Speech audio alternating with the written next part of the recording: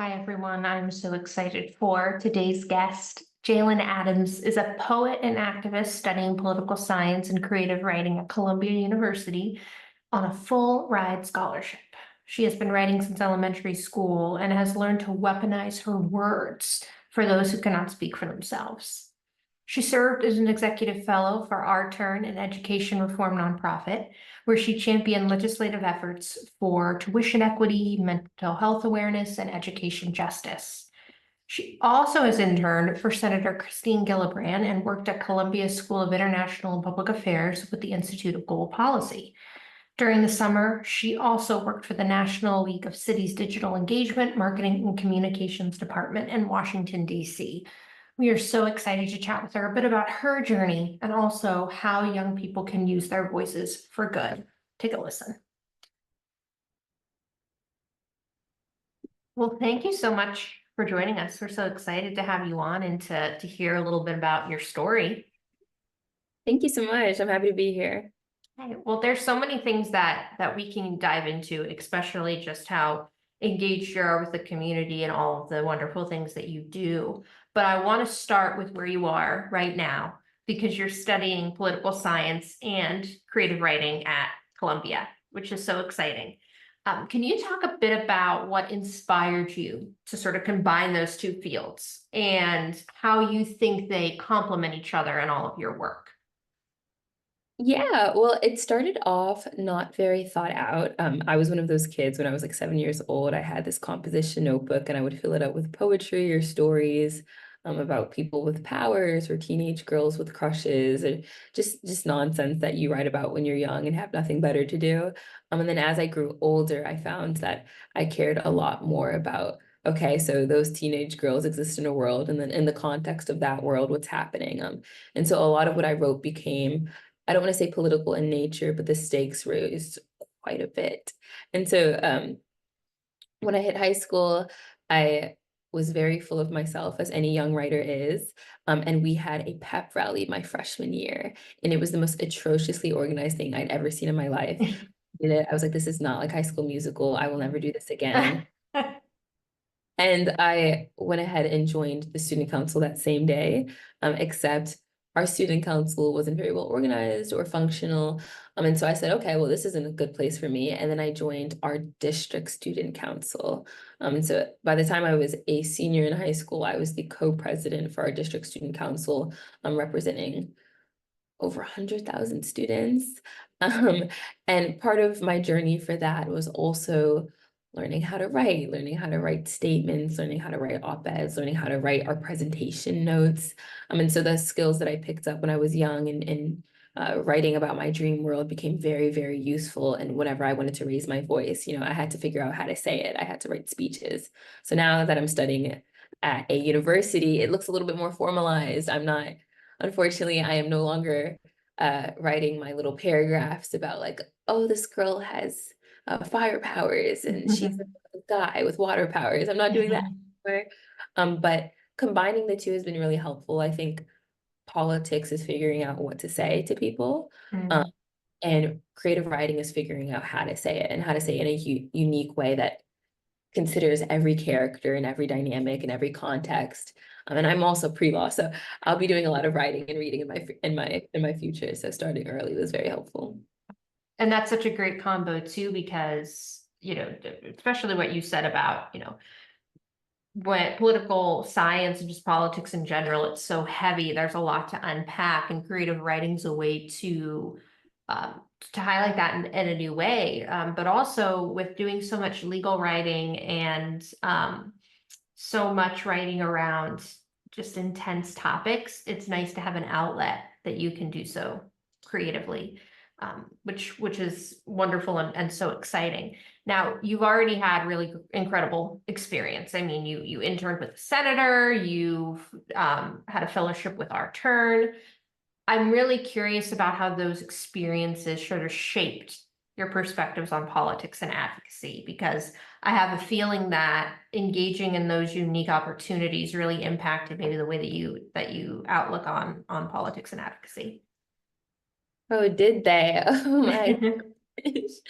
I had the the unique experience that my very first job was working for our turn. I started off as a local organizing fellow, and so I was doing a lot of the political lobbying in North Carolina, or just making sure that kind of our chapter goals were aligned with the mission of the state. I worked on a campaign called One State, One Rate, which sought to have in-state tuition for undocumented students in North Carolina, and so pushing that to the General Assembly and speaking to representatives and state senators and asking very kindly, please introduce this and please vote for it. And what was unique about that experience is I started off pretty high up, and not in a, oh, I'm a CEO way, but I started up where I was doing top-down processing. So I wasn't doing, you know, pep rallies anymore. I wasn't doing protests in the street. I was immediately going to the Senate, and I was immediately going to the House of Representatives, and I was immediately speaking to community college presidents to encourage them to offer in-state tuition to undocumented students. And so working as an executive fellow, when I was eventually promoted to that, I was also looking at it on a more national scale. So it wasn't even just state level anymore. It was all 50 states and all of our territories, and looking at the mission and goals for that. So it wasn't just a bill in North Carolina, it was suddenly a campaign to end book bannings across the states. And it was also a mission to get culturally inclusive pedagogy in all schools across everywhere. It was so much. And I was 17, and I'm 20 now, which is crazy to think about.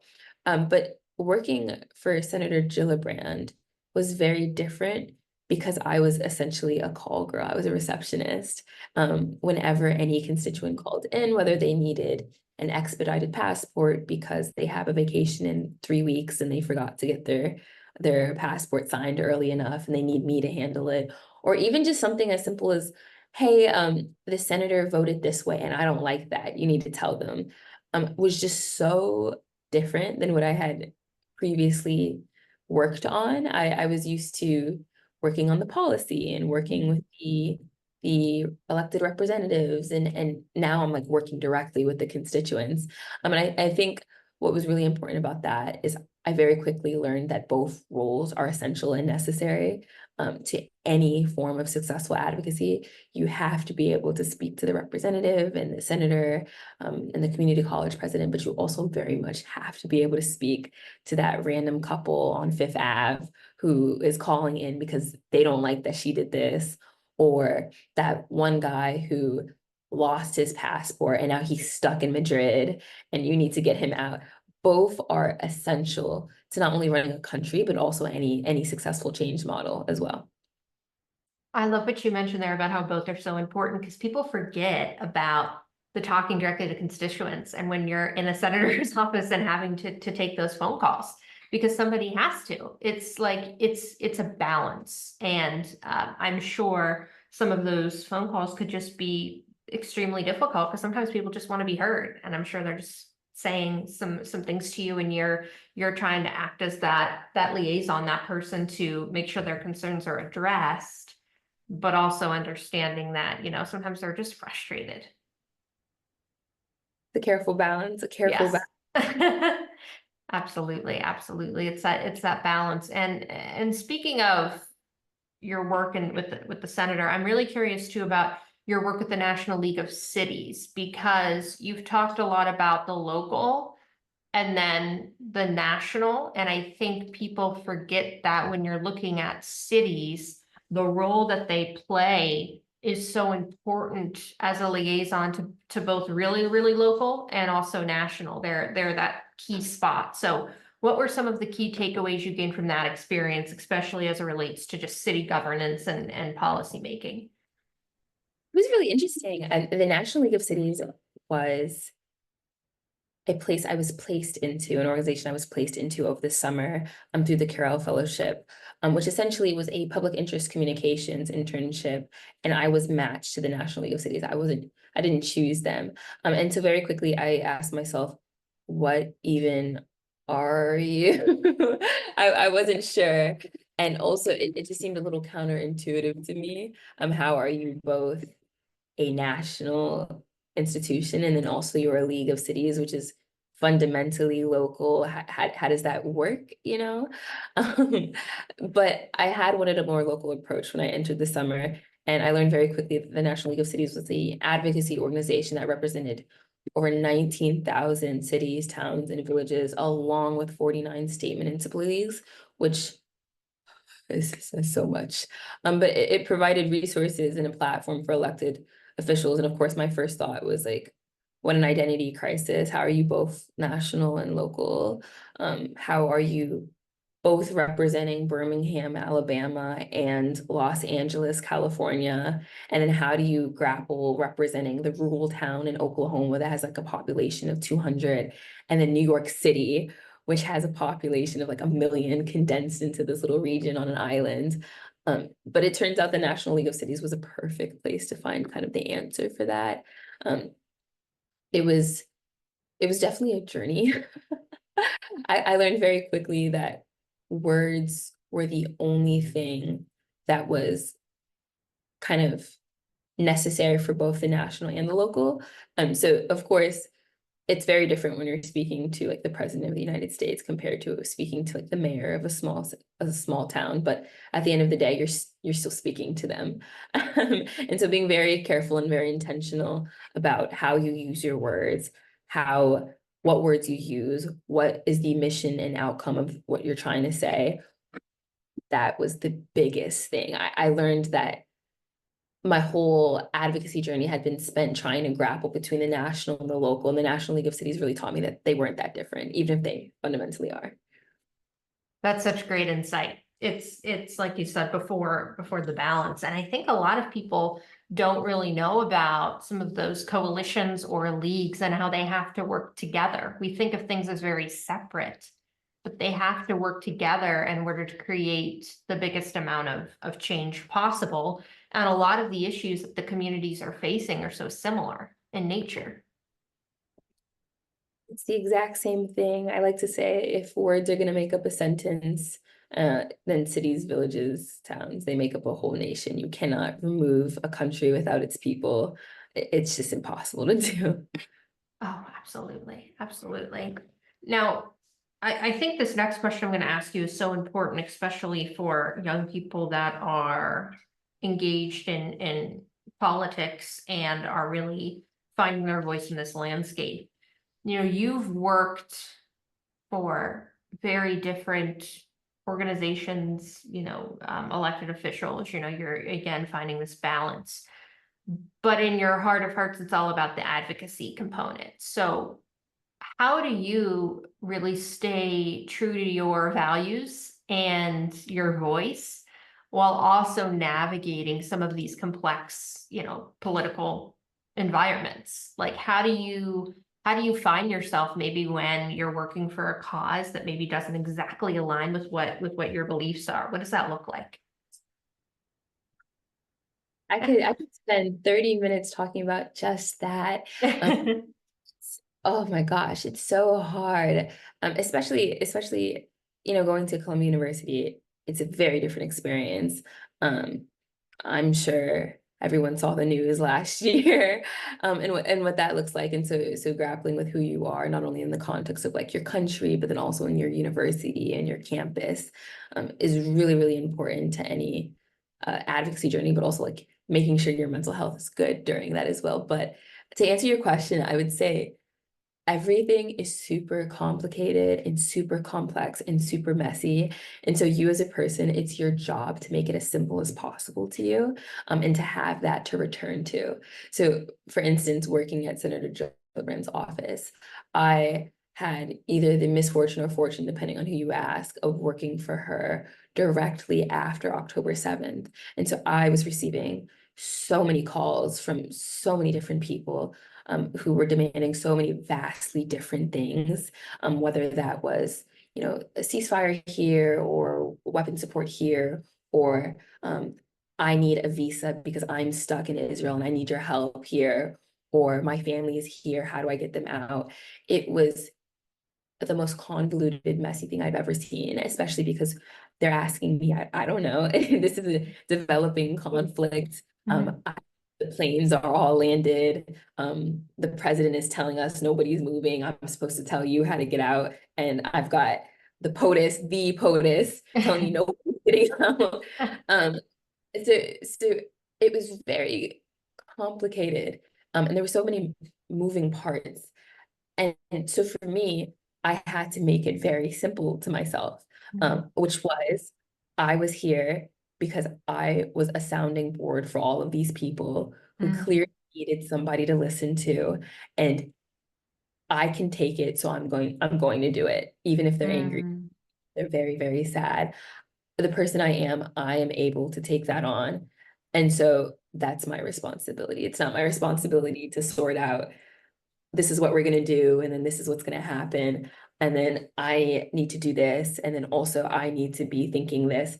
Sometimes you don't have to do that. Sometimes it's as simple as this person is in need of your help, and so you're going to help them. And doing things to remember that has been so, so important for me. I still volunteer. You have to remember why you started, and yeah. why I started is because I saw an issue way back when, and I didn't like how it was handled, and so I decided I was going to handle it myself. And I try to give back to people, and I want them to be happy, and I want them to be well. And that is as simple as it gets. And the world's going to try to complicate that, but it doesn't have to be as complicated. You want people to do well. And so your actions are informed by that sentiment. No, I love that. That is so true. And it's one of the things too that I'm looking back to, and I even first got engaged in politics. It's something that I wish that I learned earlier, right? Because it's so complex and it's so heavy, but you're exactly right. I love what you said about the sounding board, right? And um really navigating all of that. And it was a tough time for you to be an intern there, right? I mean, for all the interns and office staff, right?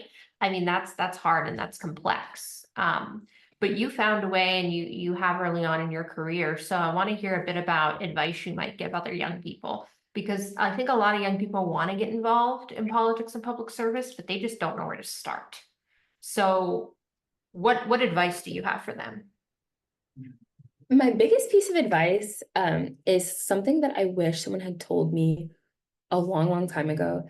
That sounds very wrong, but you're gonna have to bear with me. I wish someone had like sat me down and was like, "Oh, you are like not as unique as you think you are." Mm, Like, yeah. and and that sounds really nasty and really like jarring to hear, especially as so many young people, they want to be like the special person, and they're taught that they should be, especially as you're moving through like college application processes, and job interviews, you're taught how can I differentiate myself from other people. But I think the moment you think as yourself as like the odd one out, you lose a key element of any form of advocacy, which is that it's for everybody. Everybody is an advocate. Everybody is capable of seeing a mission and wanting to take that on. And in fact, the only successful advocacy missions are those undertaken by community, by a whole network of young people, of older people who want to give back. It is absolutely imperative to remember that like you are not the only activist, you are not the best advocate, you are not the only one who can do this. Like are we being serious? Like the Tiananmen Square protest in China, the Hong Kong protest in 2014, the Purple Revolution, the Civil Rights Movement, all of those were led by young people who saw a change that they wanted to make, and then they made it. And they didn't have the best internships, and they didn't have the Ivy League education, and they didn't have all of these moving parts that made them the right person for it. They just were the person there. And then they seized that opportunity. So of course, I would say, get your education, figure out what you want to do, find your niche interests that you're really passionate about and really seek it. But then also remember that everyone's been doing this for quite some time. And so if ever someone looks at you or you look at yourself and you're like, oh, I'm not the person for this, and I'm not doing what I should be, and I don't have this credential, and I need to be doing this. Neither did that one student back in Czechoslovakia who toppled the Soviet regime, It's okay. Like you are a part of a long history of people who have moved the world. and you are a member of the people who are going to continue to make that history. You will be a-okay as long as you remember that and move with that knowledge in mind. Oh, I love that. Let's just take a moment to appreciate all of what you just said. That is so important. And I'm hearing more and more from from especially millennials that like they do wish somebody would have sat them down early on and said, here's the deal. And exactly what you just said.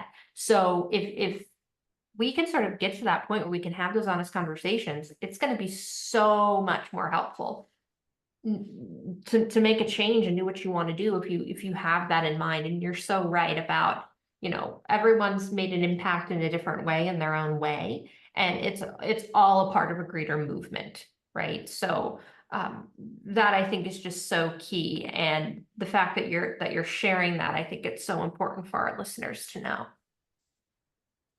Too much pressure is too much pressure for everybody. Yeah. Relax, it'll be okay. You're good, I promise. Yes. Speaking of, relaxing and being okay, the one question I want to ask you, and I'm sure you get this a lot, is just the balance, right? How do you balance everything? Because you're out here, your academic work, your internships, fellowships, all this impact you're making there, balancing your passions too. How do you avoid burnout? Right. And I think it's such a broad question. It's a difficult question, but I'm curious from your perspective because you are in such a demanding part of your life right now. What does burnout look like? How do you avoid it for you?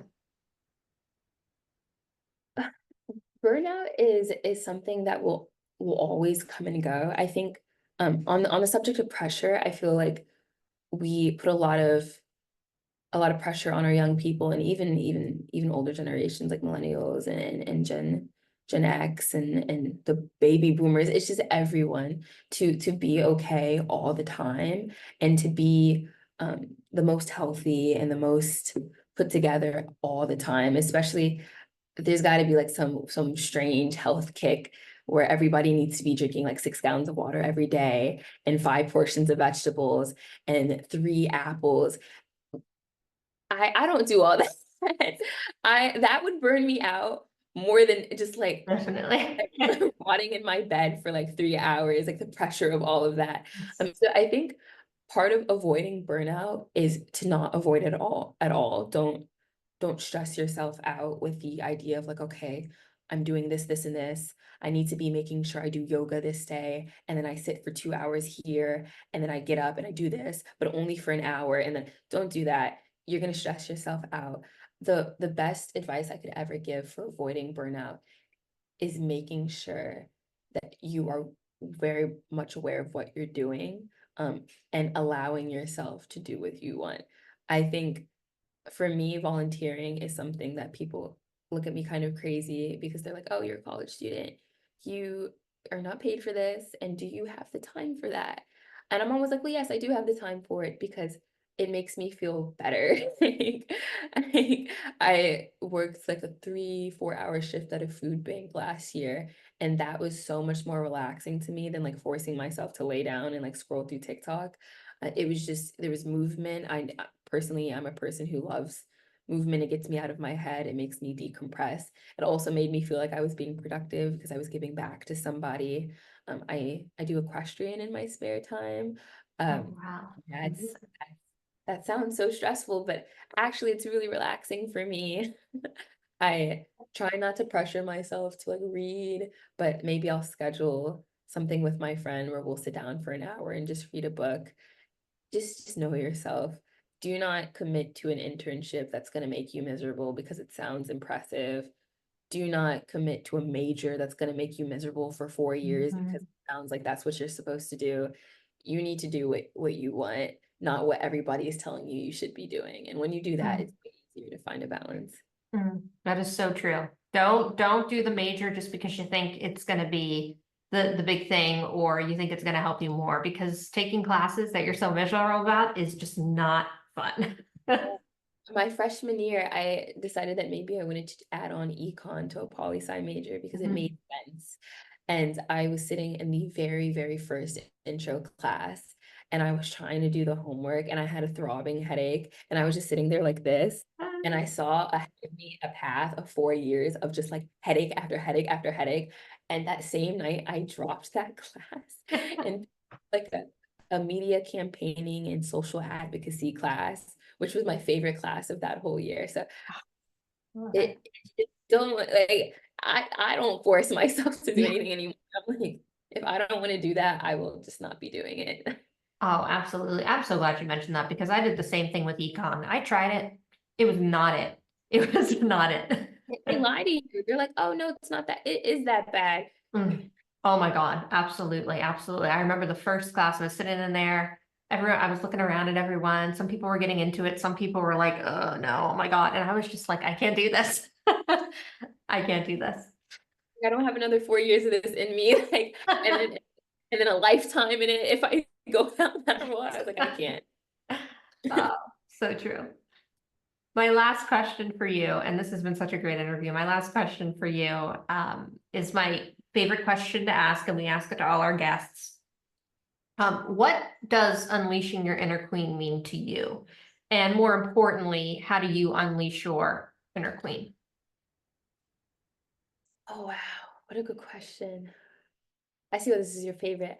I I want to make this a professional answer about, stay in school kids and this, but I think what makes the most sense, not only for like this interview, but also for me, is that part of it is just understanding that you're a person. You're, you're a person. And so the 2 months you spent crying because like, I don't know, your boyfriend broke up with you and learning how to recover from that is just as important and critical to your journey as the 2 months you spent in an internship. And I know that sounds really, really awful and like counterintuitive and like it sounds silly, but those like 5 months you spent like with a bad friend who was sapping your energy and then learning how to like establish boundaries and learning how you want to approach people who may be more negative than you are just as like crucial for your inner growth and inner healing as spending 5 months in a class where you're learning about I don't know, like world history. To exist in the world, you have to understand it academically, but also interpersonally.